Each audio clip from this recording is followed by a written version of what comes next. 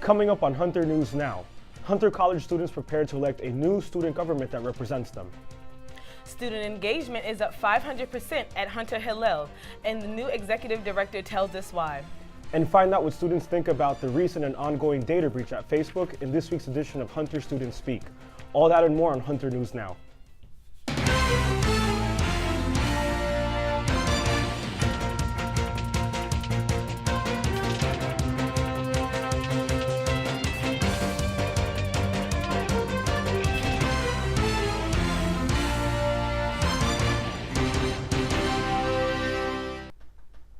Welcome to Hunter News Now. I'm Victor Tiburcio. And I'm Naisha Pete.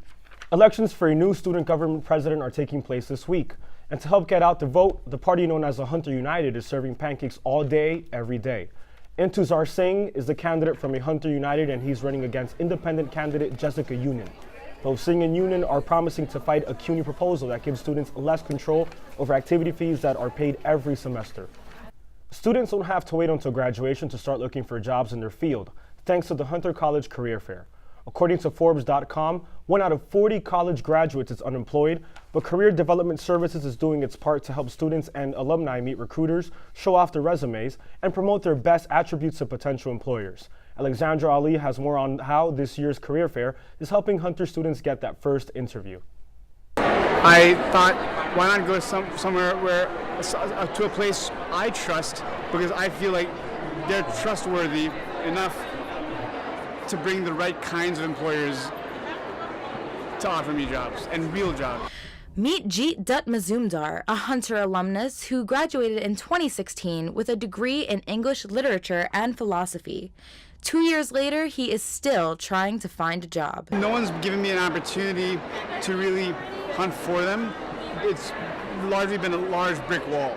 He'll soon be in good company with about 700 Hunter seniors receiving their diplomas on May 30th, and many of them also looking for jobs. Hunter's Career Development Services is doing its part to make the transition from classroom to workplace smoother. Here at Hunter College Career Fair, over 80 employers have come out to recruit Hunter College alumni and students. This event is hosted once every fall and spring and helps make the job search a little bit easier.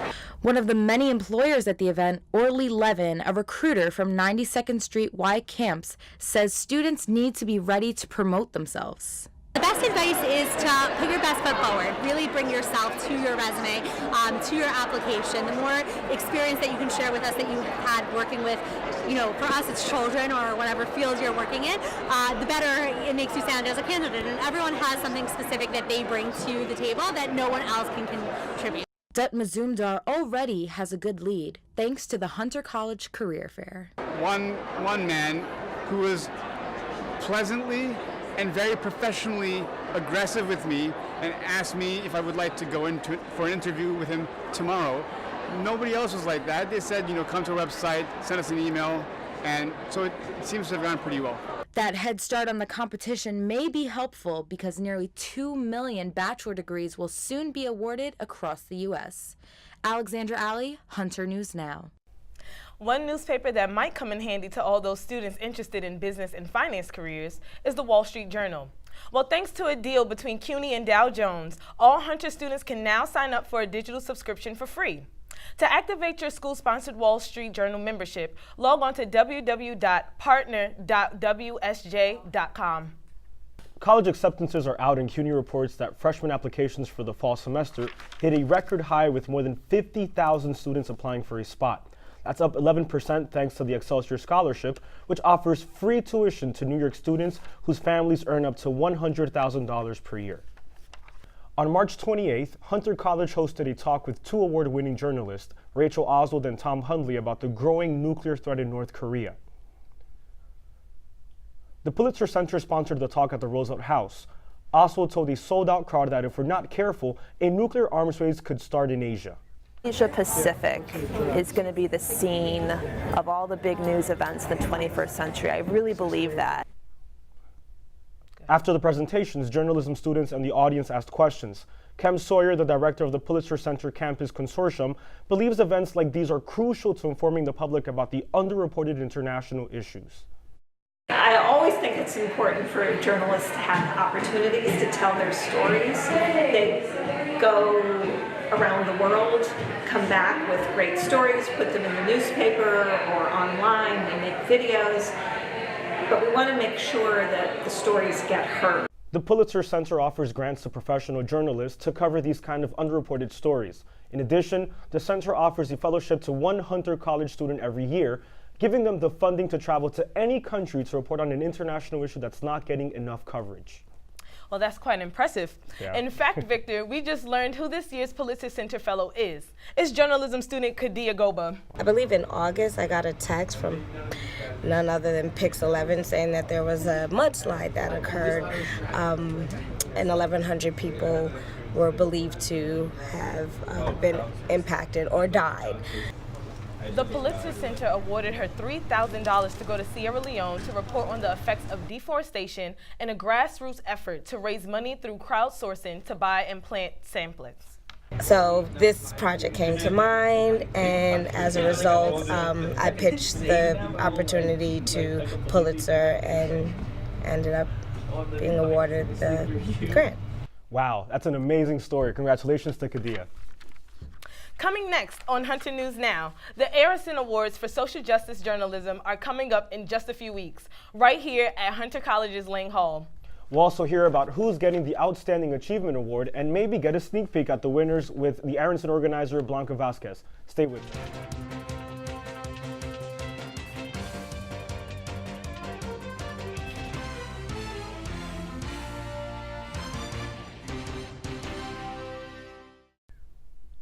Since 1990, the Aronson Awards have honored original written reporting that exposes widespread injustices, the underlying causes, and possible reforms. Many of the entries expose discrimination based on race, class, gender, religion, and sexual orientation. On May 21st, Hunter College will once again host the Aronson Awards. And joining us to talk about this year's Aronson's Awards is Blanca Vasquez, one of the directors of the Aronson Awards, as well as a professor in the Film and Media Studies Department here at Hunter College. Welcome, Professor. Thank you. So first off, can you tell us a little bit about the Aronson Awards and who were they named after? James Aronson was a mainstream journalist, actually, for most of his life, but he was also a progressive journalist. So, for example, during the McCarthy era, he founded the National Guardian, along with a couple of other journalists, which covered stories that nobody else was, like what was happening in the African-American community. So we're living in a world where there's so much injustice. We see a lot of things going on, in the news, not only here, but also internationally. So my question is, how can reporting on these injustices like these people have create change in government policies and also in people's minds? Aronson was also a founder of the journalism program here at Hunter, and he profoundly believed, I think we all do, that an informed public is necessary to a functioning democracy, and that kind of information, sort of analytical and critical information, also informs social movements. So the public needs to be informed in order to actually organize in its own defense. Okay. Now the question that everyone wants answers to. Who is being honored this year at the event? This year we honor the career of Herb Boyd, who's an African-American journalist, has been covering the African-American community for a lifetime. His latest book, called Black Detroit, is an incredible story of the history of African-Americans in Detroit and the importance of African-Americans to the city, but also the city to the country. I mean, Detroit, for example, was the last stop, right, on the Underground Railroad. From there, abolitionists helped them move into Canada. So it's a very strong focus, for African-American history. We're also honoring an incredible story from The Nation by Emmanuel Felton that looks at the way that the federal government, by failing, to enforce Brown versus Board of Ed and to monitor what school districts are doing, is actually overseeing the resegregation of American schools. So Southern schools, for example, are now more segregated than they were 40 years ago. Okay. Now, Professor, I have a question, okay? It's a very, very, very spicy one. Who are the winners in this year's event? You got to tell us. Well, that's one of the winners. The other winners are, we have an article from ProPublica and National Public Radio that looks at the way that American companies hire undocumented workers, and then when they're injured or if they organize, actually report them to immigration for deportation. The writers also follow the workers back to Guatemala, in this case, to show you, what are the forces that propel this labor, but also that they're being recruited to come and work in the United States. There's another critical story that's about black babies. Turns out that African American babies die at more than twice the rate of white babies. Wow. And this is another nation story that also looks at that it's not about what mothers are doing or not doing. It's really about this cumulative effect of racial discrimination on the lives of black women. We have a student journalist from Hunter, Nicholas Augustine, who's a senior and a media major, who's written for a number of Hunter publications, the Hunt Points Express, wonderful work. And we will actually invite everybody to come on May 21st, right, to the awards ceremony here at the Lang Theater at Hunter at 6:30 p.m. Well, thank you, Ms. Vasquez, for being with us today. When we return, do you still feel safe on Facebook? You'll find out how students feel in this edition of Hunter Students Speak.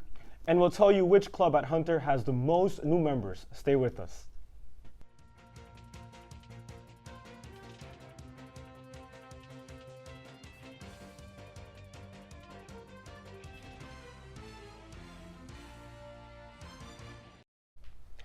Hunter College just opened a new multi-faith center in the 4th floor of the Thomas Hunter Hall. The new space has room for chaplains and individual religious clubs. One of those clubs, Hunter Hillel, is one of the fastest growing groups on campus. Student membership is up 500% since last August, thanks to its new director. I had the opportunity to meet with them and find out what Hunter Hillel is doing to attract students. Eden Gordisher, a senior at Hunter College, is one of many students now calling Hunter Hillel home. Through the Hillel, I found a community, and I found a group of place and a group of people that I can go to and be myself and have a social life throughout Hunter's rigorous course schedule. Marav Brown, the new executive director, says that when she came to Hunter last June, her top priority was to make Hunter Hillel a club where all students feel welcome and safe to share ideas. Hillel, the word, is actually somebody's name. He says, listen, the Torah is do unto others as you would have them do unto you. And so that actually is really reflective of the way that we see ourselves as part of the campus community on many college campuses, and specifically here at Hunter. Students at Hunter Hillel have not only found a community, but also a place of opportunities. Hillel offers a lot of internships, so just getting active in those, activities really helped me build my resume. When Marav started, her first goal was to meet all 150 students in the database. She then asked each of them for names of other students to meet. Now with a highly engaged community, her next goal is to promote coexistence among all religious clubs on campus. So I know we've done some programming with the Sikh and Hindu clubs, and we're working to continue to increase the amount of work that we're doing together, because we understand that this is a very diverse campus and we're just one piece of it, and we really want to be totally integrated into that. That message is resonating with students like Rebecca Talal, a member of Hunter Hillel. I really loved Hillel because they're accepting of not only Jewish people, but of anyone of any type of background. So like if you're like Muslim or Christian or whatever, or any type of background, we also have interfaith events as well. We love Hillel! Yeah. Victor Tiburcio, Hunter News Now. Facebook is apologizing to its users for a massive data breach by third-party applications. As many as 87 million users are affected, and most of them didn't even know that their hometown, friends list, and other important information were shared. We asked students how they feel about this loss of privacy and what should be done to make sure it doesn't happen again in this edition of Hunter Students Speak. If you take someone's information without them wanting you to take the information and you sell it to someone else, like that's just not okay. People just don't want to be found out. People don't want their information to be leaked out like this. But I know that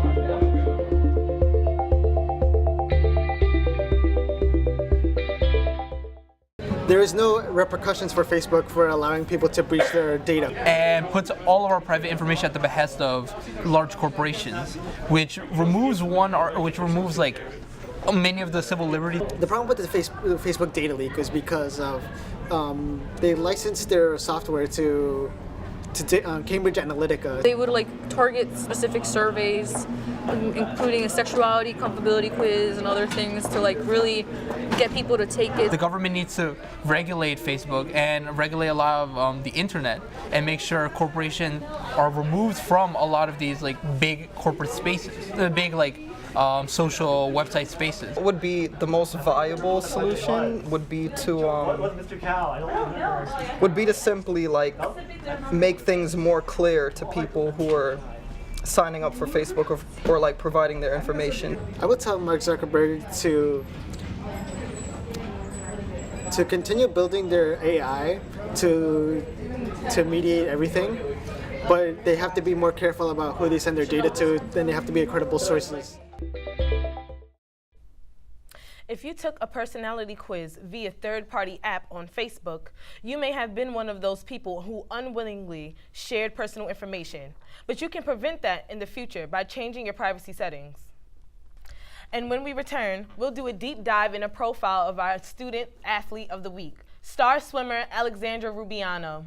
And the scoop on this year's alumni reunion, where more than 200 alums turned out to reconnect with classmates and their alma mater.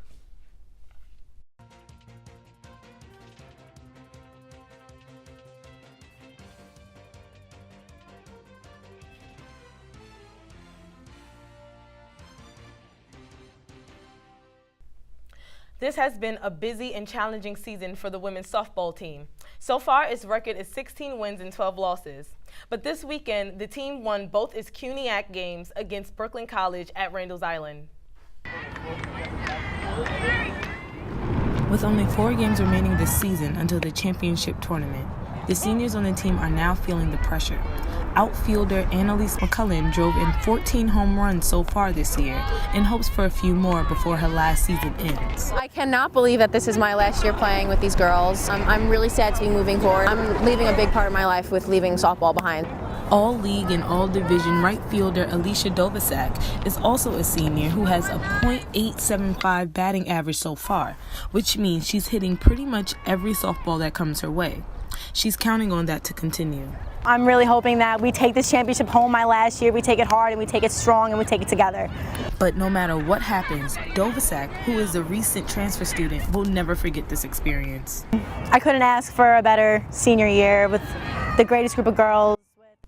The CUNYAC Women's Softball Championship Tournament begins May 1st and ends May 4th. I think I'm going to go out and support. Yeah, I'll probably do it too. Well, onto the women's swim team, which closed out its winning season earlier this semester with a second-place finish at the CUNYAC Championships. The Hawk star swimmer Captain Alexandra Rubiano also qualified for the Eastern Collegiate Athletic Conference Championships and placed 38th in the 100-yard butterfly. Rubiano swam all four years at Hunter, broke numerous CUNY records, and is graduating this spring with a degree in sociology. Hunter News Now videographer Ezra Wolfgang gives us an inside look into how Rubiano managed to combine athletics with academics without missing a stroke.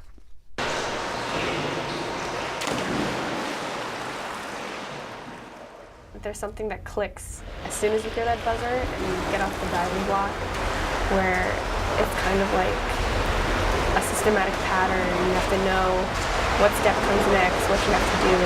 My name is Alexandra Rubiano. I'm a senior and I'm majoring in sociology.